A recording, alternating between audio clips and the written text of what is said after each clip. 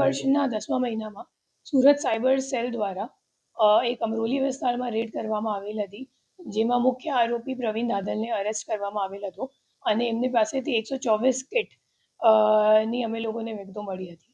એમાં 4 બીજા આરોપી જેમનું નામ ખુલેલું હતું, જે નાસ્તા ફરતા હતા.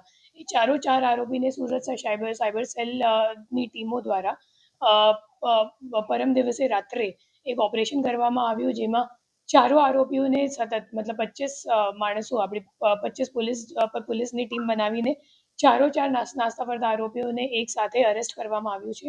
અને જે 4 આરોપી છે એમને સામે ઘણા બધા એ લોકોએ સેવિંગ બેંક એકાઉન્ટ અને કરંટ અકાઉન્ટો બેંકમાં પોતાની નામથી ખોલાવીને કમિશન પર જે સાયબર ક્રાઇમ ગેંગ છે એમને આપ્યું છે.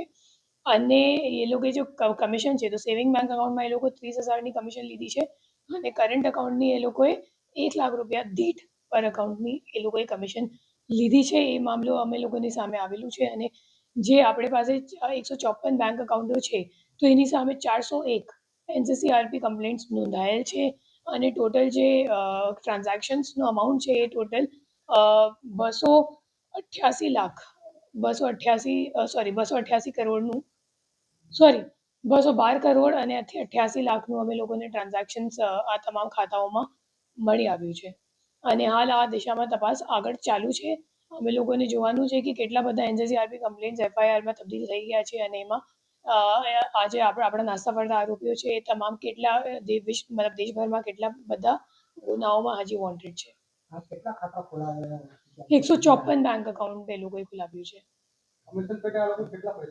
એ લોકોને સેવિંગ બેંકમાં 30,000 રૂપિયા મળતા હતા અને કરંટ અકાઉન્ટ માટે 1 લાખ રૂપિયા પર અકાઉન્ટ એ લોકોને મળતા હતા.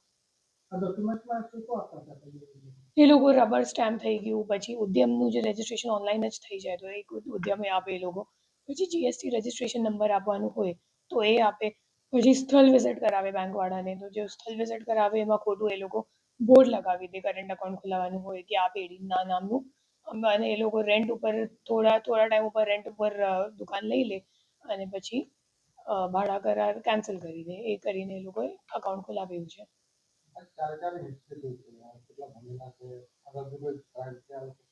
એ લોકો પેશેવર જેટલા આરોપીઓ મળી ચૂક્યા છે અમે લોકોને, એ લોકો 3 કે 4 અકાઉન્ટો એ લોકોએ કમિશન પર આપ્યું છે અને એ લોકો પેશેવર આ જ કામ કરે છે.